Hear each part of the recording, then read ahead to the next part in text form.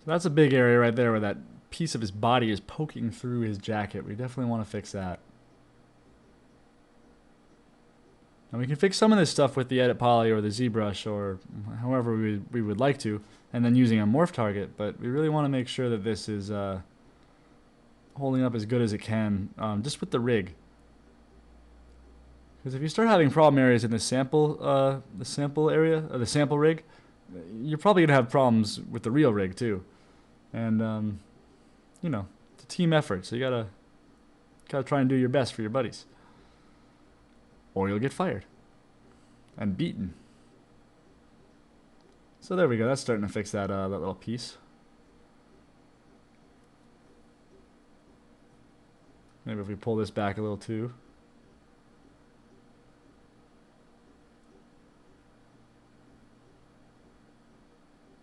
Yeah, that's better. See, we had a little bit conflicting fall-offs there. One was kind of pushing him one way, the other was pushing the other way, and a whole lot of crap in the middle. Now you can see we're working on those upper arm twists, and a lot of these problems that we're having actually are coming from that because we've got multiple bones now that are contending for this one certain space. So had we just removed those bones, it would probably be a little bit easier, but they're there now, so we're going to adjust them. It also gives us a little bit more control, so. But for what we're doing now, it's kind of a waste of wasted control. And then we're going to just paste blue to green bones again under the mirror mode. You can see it fixes it for the most part, but it's a little bit different over there because of the pose.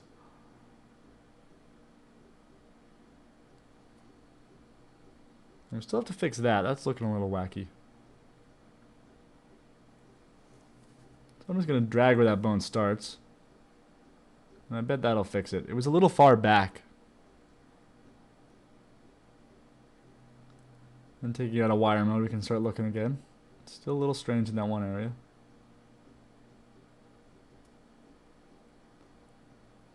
Let's move this head and see what happens. Okay, first thing you notice here is, well, A, everything's bending around crazy when his head moves. But B, the hair and the eyeballs stay where they are. We'll fix that in a little bit, but for right now, let's make sure the weighting on the head is correct.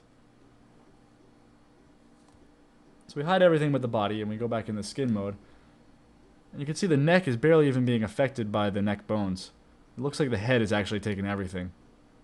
And that's not right.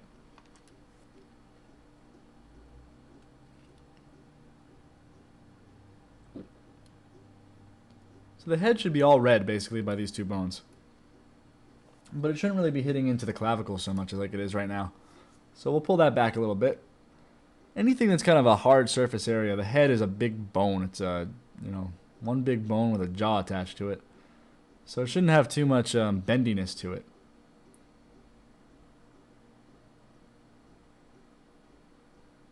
I'm going to dial that neck up a little bit more. That looks good. Most important things here on the head is to make sure that his jaw isn't moving independently, like being held back or something by another bone. It looks okay there, so that's good.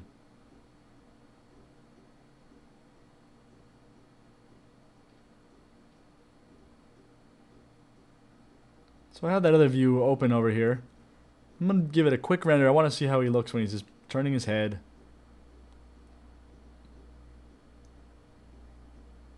Overall, he's looking pretty cool. I mean, definitely a lot more to do, but at this stage, we're both waiting and enveloping and also kind of figuring out what pose we want to give him. And I kind of had an idea already in my head of what I wanted him to look like. Kind of turned and looking at the camera, showing off that big scar on his face.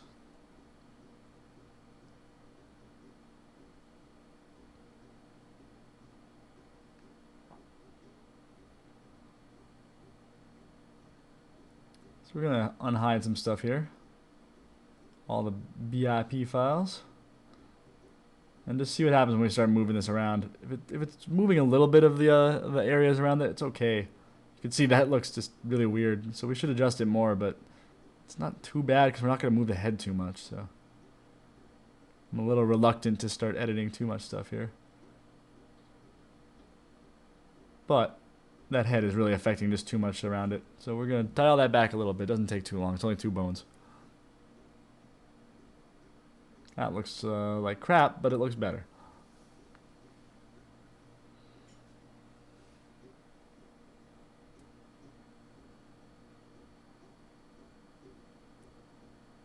We want a little bit of fall off there. If it's not, it just looks so harsh and sharp.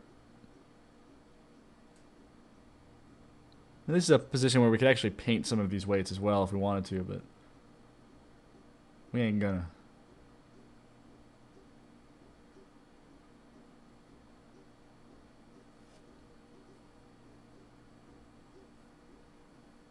Okay, that's looking pretty good. Make sure it's fully encompassing the head. Not getting too much other weird stuff.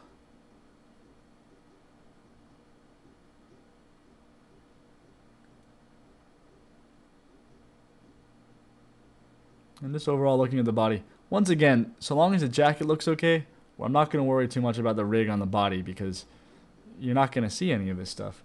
If we were doing renders that showed off him in the tank top and also him in the jacket, we'd have to really focus a lot on both of these and probably do 2 independent skin modifiers on them. Let's adjust this hand a little bit too. It's a little boring over here. What I did here is I grabbed all of these and then start rotating them.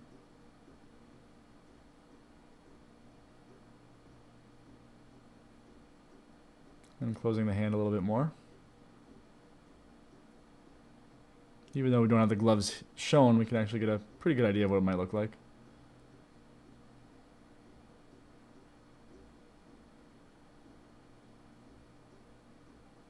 These are all the objects that have now been skinned. So let's get rid of those BIP files.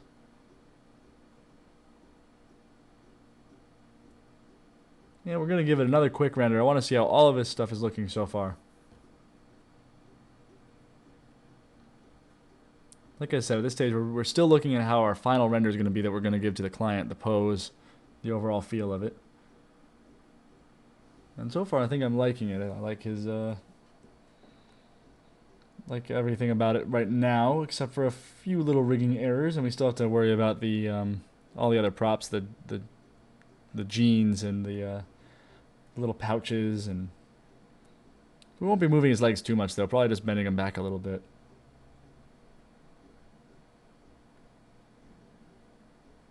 We also have to make sure the hair and the eyeball follow with the head, so that won't take too long though.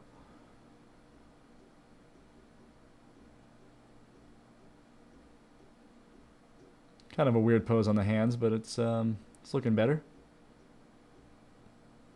We've got all the objects. There's not so much of the crazy crease in the corner of his jacket. So we're gonna save this one.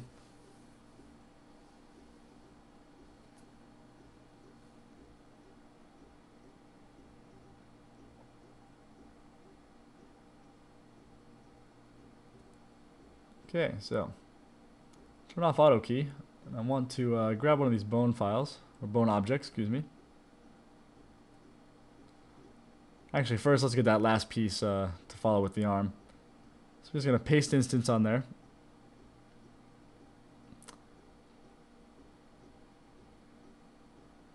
Then I'm going to put an edit poly on top of it. And the reason I did this is so I can now edit it above the skin. You wouldn't want to do this if this was going to be for something animated, but since we're just going to use this for a still, you can kind of pose it and then start adjusting the pose from there. So we're not really going to move the arm too much after this. Maybe the hand, but not the arm. I'm just rotating all of this so it you know, looks like it's kind of dangling. The one problem with doing these little dangly bits here is that later on, if we were to animate this, we'd have to have a cloth sim on it. And at this point, we have to make sure that it looks like it's falling down a little bit.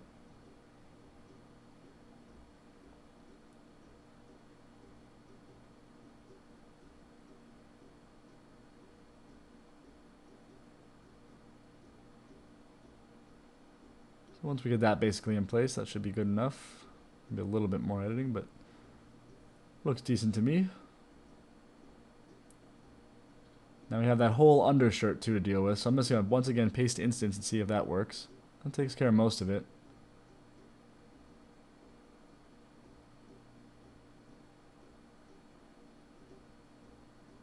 Now I'm just I'm rotating the a little bit of his the posture of his shoulders here. Gets a little boring when characters are always standing straight up, and even worse when they're in that Da Vinci kind of pose.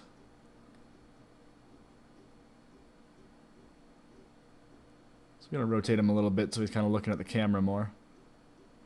Most people don't only turn their head, so. I'm going through these objects and trying to find one of the bones. Start rotating this arm a little bit. See what it's really affecting here. So just keep adjusting the pose a little bit more. Those hands were a little too curved inward, so I'm going to fix that a little. So I'll have to fix that back piece.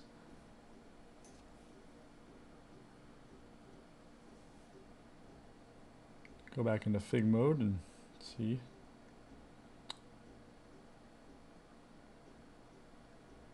Didn't have auto key on when I rotated some of this stuff, so we gotta turn that back on and redo it. Lesson there, make sure you have that on.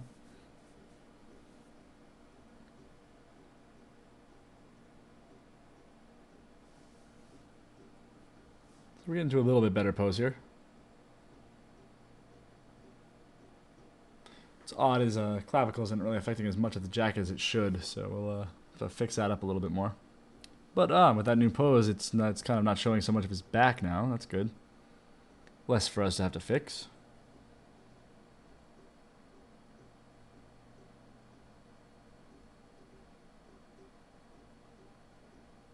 There we go.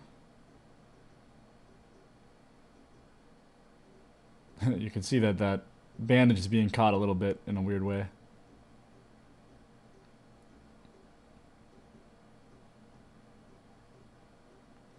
The bandage could really only needs the forearm bone to be controlled by right now.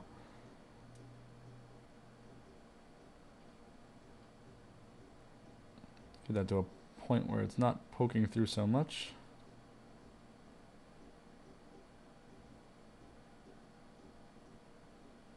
These are small edits that we can actually fix pretty simply.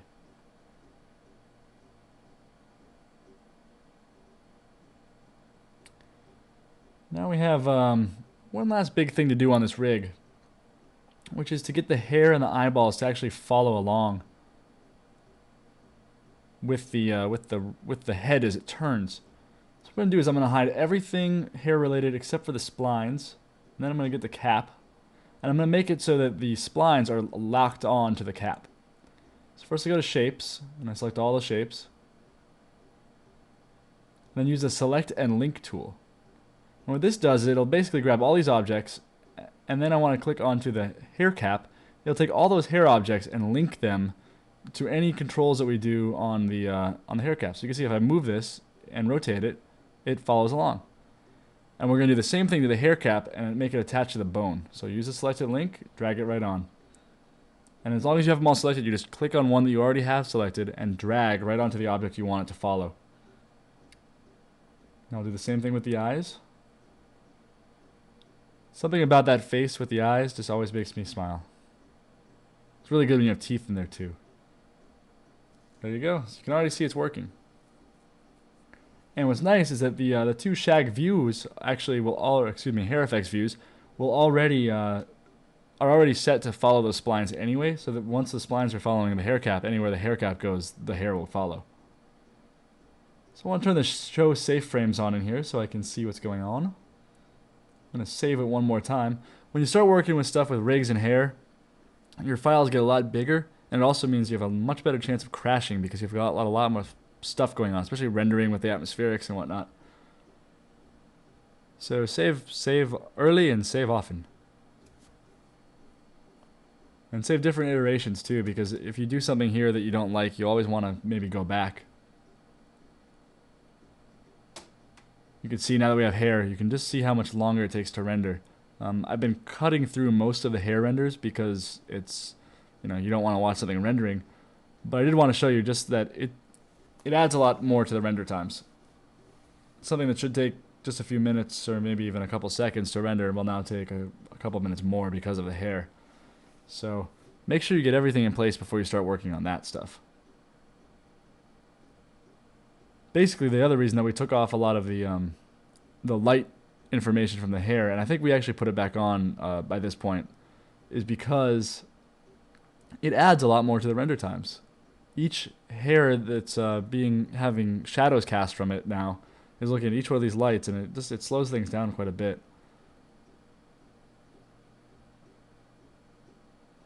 But the hair does help make the character look a lot better. So it's kind of a trade-off. You got to decide what you like more. Do you want to have a bald character, or do you want the hair? And if you want the hair, get everything ready to go, and then render out the hair. See how it looks. It's going a little slow here. But the hair follows the head. We've moved the head a little bit, so this might look a little odd.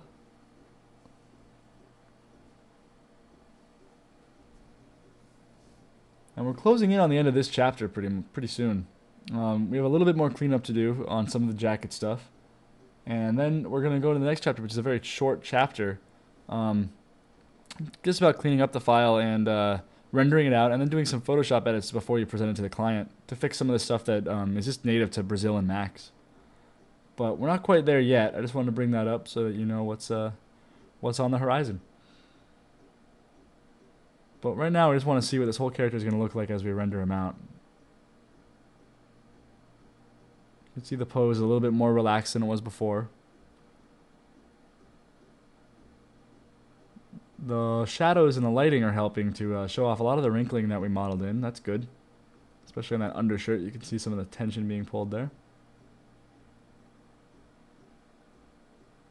And it doesn't look like there's too many penetrations that you can see from this angle, which is always good.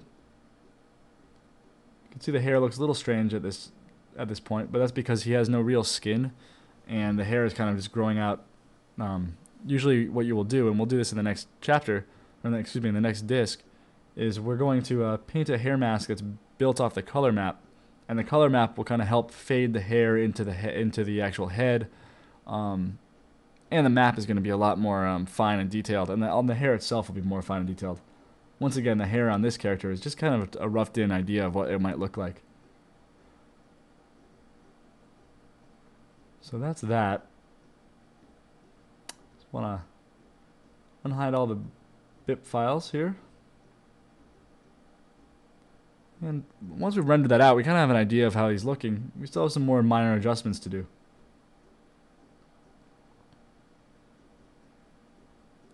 But we're closing in on the end of all the work now. This is all kind of the final touches. It'd be a shame to put all this work into something and then not spend a little bit more time making sure that the pose was just right. His arms were a little bit too outstretched, so we're going to move these back. Add a little bit of sense of motion to him.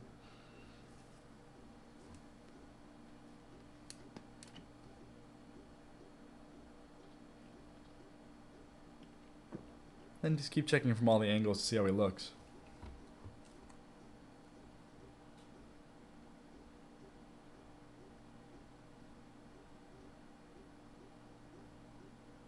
Just gonna grow up some areas that need to be adjusted.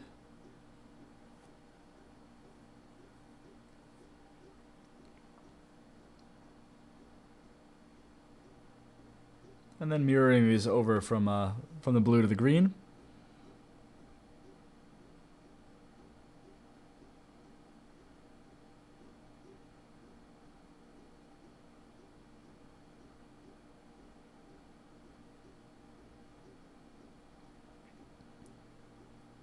And then I selected all the BIP file, anything with a BIP in it, and then I hid it just because we don't need to see it anymore. Also put on a separate layer if you wanted to. I want to add a little bit, now that I've rendered them out and I'm pretty much finished, I want to do some last minute details at this point. So one thing I want to do is, even though we don't have textures on this character, there's a few areas that we could do some detailing.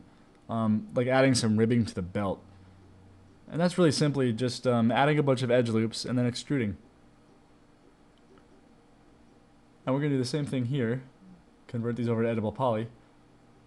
And all I have to do for that is just add an editable poly on top of that. And we'll do it on both of these. I'm actually going to pull this in so it looks a little bit like it's tighter in the middle.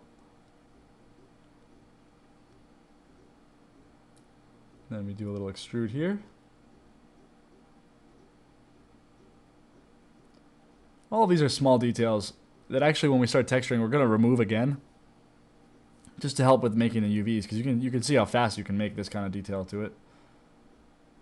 And I want to add some edges to this. We're just looking a little simple. And they were pretty simple. And then one of the last little strap edits we're going to do is just kind of pull this down so it looks like it has a little bit more weight to it.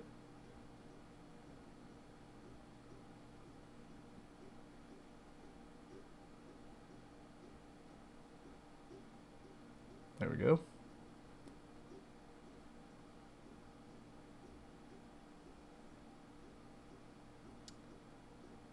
And then we want to do a little bit more cleanup too, because we might want to put a little bit of the rig on the feet. But since we have these splines for the laces and we have the little circle bits that are kind of where the laces would go into, we have to do some editing on those because it'd be a pain in the butt to keep adjusting all of them. So we should just make them one object. So I'm just going to rotate this foot into a pose that I think would look kind of cool. I'm just doing it on the boot itself.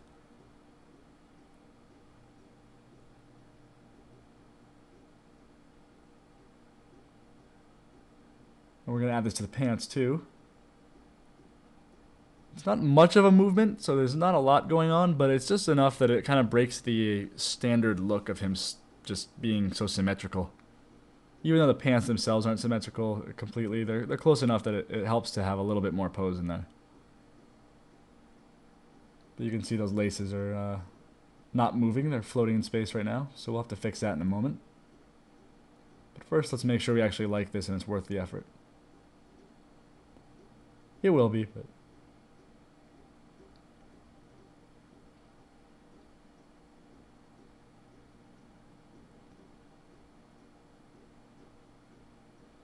So then we just want to... We don't really have any stuff on the toes right now, so we're just going to deal with it.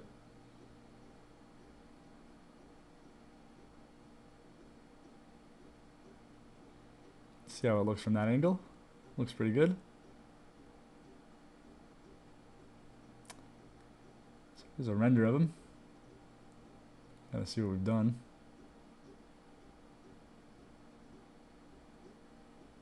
You can see some of the areas that we still want to work on though.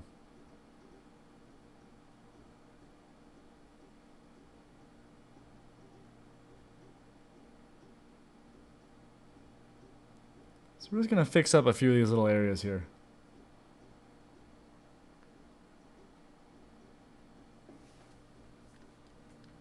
You may have noticed in that previous render that we had a ground plane with a shadow being cast, and there was a couple things changed.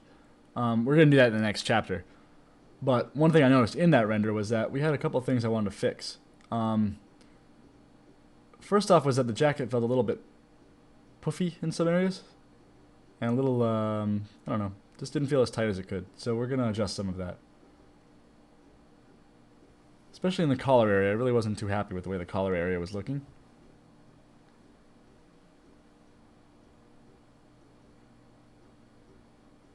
I'm going to turn off that skin modifier and see what areas are penetrating. And then also see what we can do for this collar to kind of have a little bit more fun with it. Pull it up a little bit more. It was kind of hanging down low. It was almost down to his mid-chest area, which is odd for a collar.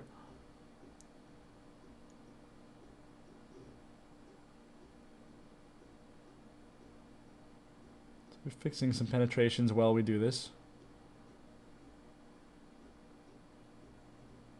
Turn that on to local so we can kind of change the size of this a little bit. It's kind of flaring out a little odd at the end there.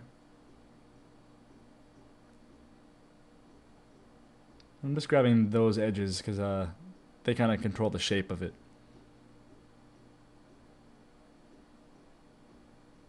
And this whole area was kind of not merging in well with the collar, so I just pulled it up.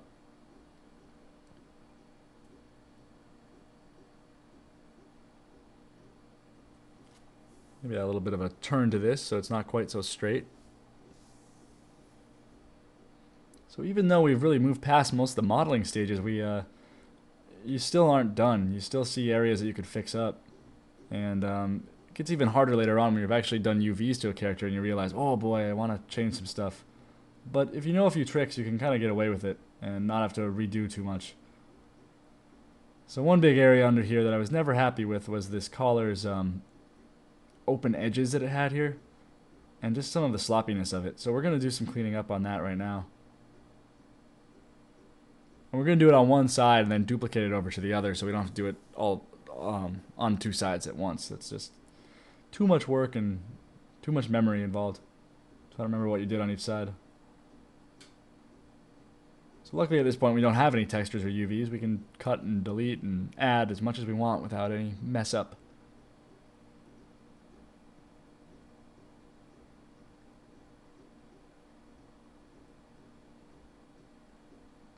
So we just keep pulling, we add verts and pull points and get to a point where it all works to close off a little bit nicer. Which is getting pretty close at this point. Once we finish it off, we'll be able to just transfer that over to the other side. And Max is an autosave feature, which kind of slows things down sometimes, especially with this kind of high file size with a rig and hair and all that stuff. So what it'll do is go into autosave mode, even though you might have just saved, and it can take a little while sometimes. So sometimes when we have these little freezes here, I apologize, but I tried to edit as much of them out as I could. But boy, do they come in handy when you have a big crash and you haven't saved in a little while because you were otherwise occupied, and then you realize that the only backup you have is that darn Max save that came on. So it's definitely a good idea to have it on, even for the inconvenience it occasionally will cause. So we're just going to pull some of these points in and just keep closing off this whole shape here. Duplicate some edges. And just like in the earlier chapters, grabbing a couple of verts. And then capping it or filling it, however you want to call it. And then splitting it up so it's all quadded up.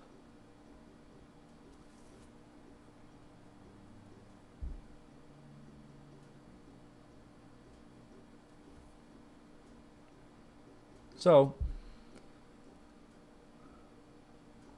some of these points are like going down when they should be going up. So we're just going to push this stuff around.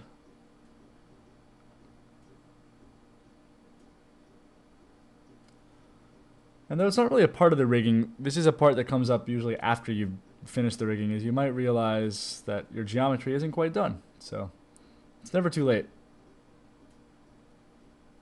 Well, until it goes to a final rig, but this is just a temp rig. You can see you did a whole thing in less than an hour. You could rig an entire character and get him into a pose.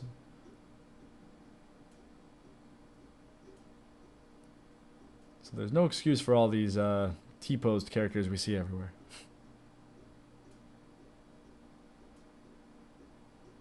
Now here I grabbed the small chunk I worked on and duplicated it to the other side.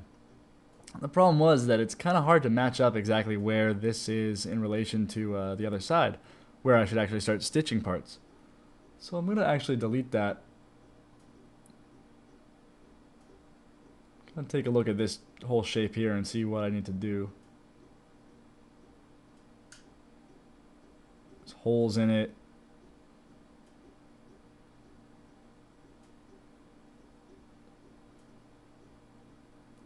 I think what I could do is actually just duplicate that whole chunk. It'd be pretty easy to just mirror it over to the other side. So we'll take this piece here. This is the bad piece.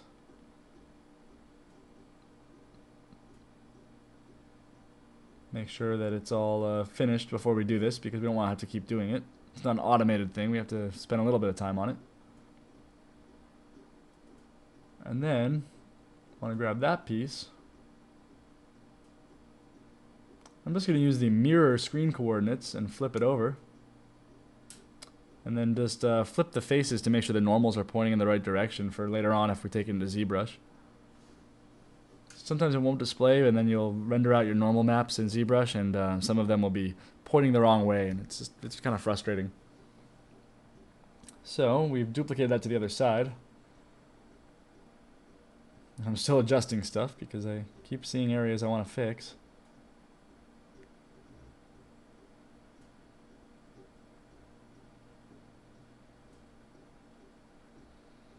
Just pulling out these points because I know that the jacket will overlap into them, so I want to make sure that there's no open edges there.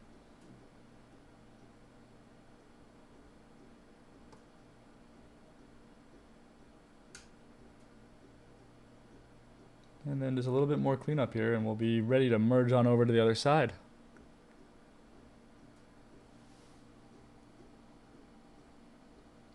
Thought maybe I should sharpen some of these edges here.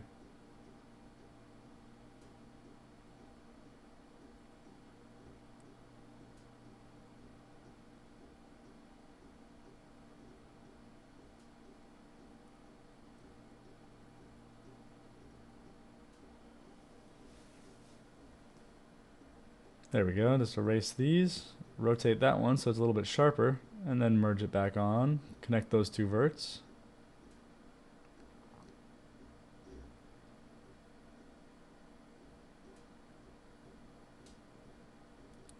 And we did some edits here, so I'm going to once again delete.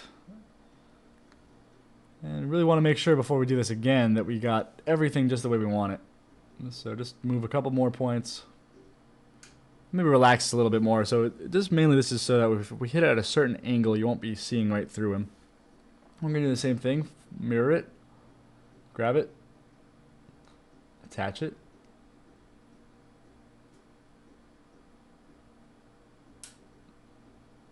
Okay. And then flip it twice just to make sure. Sometimes it's fine, but it's better safe than sorry. And then we'll just start targeting welding areas. We can't just do an automated weld because these points are just a little bit off.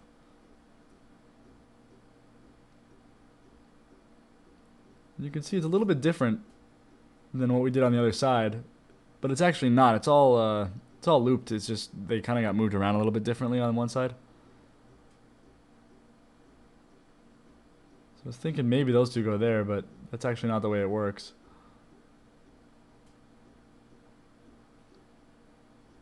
So we'll just start on the other side to see if, make sure everything lines up.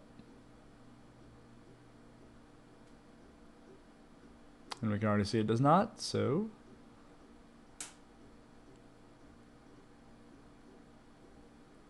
We'll just target weld these last couple points and the jacket will be pretty much finished. A few more little edits here and there. But this is a piece of geometry that takes up so much real estate that we really want to make sure it's looking good. And now I really just want to show this to show that it's never too late to keep doing topology and also just edits to your geometry at this stage. So I got to weld that center point, so I just grabbed all those verts and scaled along X to make it all very flat and even. And then using weld with a low threshold. And then just with the open edges, making sure that I don't have any big open edges anywhere. And unhiding all to see what the jacket looks like. It looks pretty good.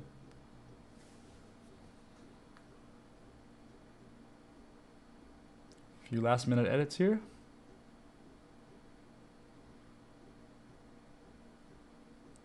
And we had a broken symmetry from before. So I want to recreate that on this other side even though we duplicated the same. And make sure everything's not poking into itself.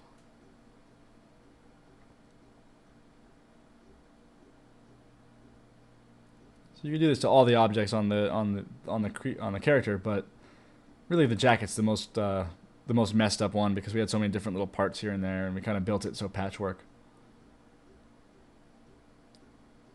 So turn the skin back on.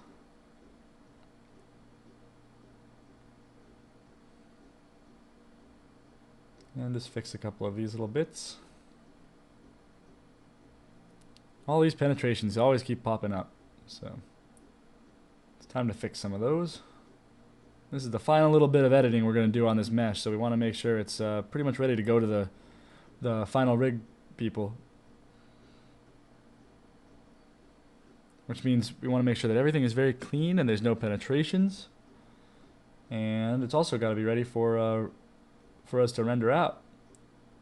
So we can fix a lot of this, but we could spend all day just tweaking these models. So what I'm going to do here is actually duplicate the object over here, add a morpher, excuse me, add an editable poly, and then add a morpher on top of that. The reason for that is, well, first I'm going to pick that object that we duplicated, which is kind of like the original cage. Then I'm going to do a soft selection on the back here, because I kind of want it to go right back to where it looked like in the original. I don't want those arms to be selected though. I'm going to deselect those. Then I'm going to dial it in on the morpher. And the reason that I made that edit poly first is so I could actually make a selection. I could have used an edit mesh too, but I'm just more comfortable in edit poly. So I really just want to grab a couple of those to push it out. Not too many because there is some motion going on. So that looks a little bit better.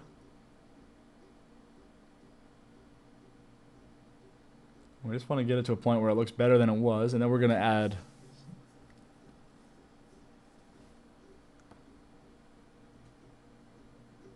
one more edit poly on top of this. And on that one, we're going to do some modeling edits that everything above the skin, basically, we're going to trash later on. This is just for the final renders. So we're just going to tweak this thing up and make it look nice. In the next disc, we're going to, when we get to this stage, we're actually going to take it into ZBrush to give it its final little pass to make sure there's no interpenetrations and to make sure that the form of it all holds up. But we don't want to do anything too major. We just want it to be very subtle little things, just fixing up any areas that got more messed up than you know will happen when it goes to rigging.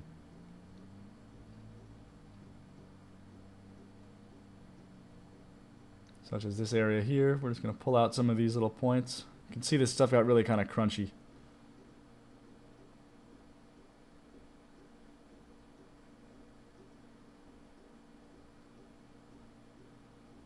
Want to make sure it all holds the form that it should hold. Now we would do multiple poses on this character. This would be a waste of time because we're going to have to play more with the skinning.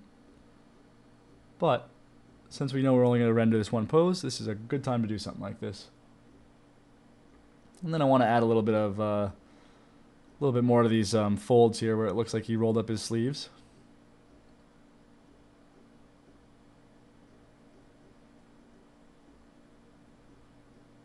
And then gonna move his butt around a little bit. Hee hee.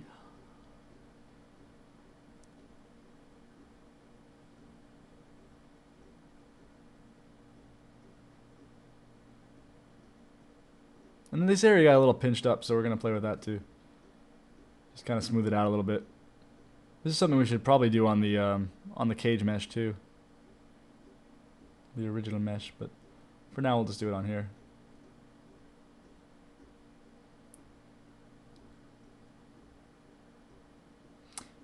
And that about covers it on this chapter. So we've got one more very small chapter left to kind of go over the finishing touches. And I hope you guys enjoyed this one and learned something about making a sample rig very quickly in Max. Alright, see you guys in the next chapter.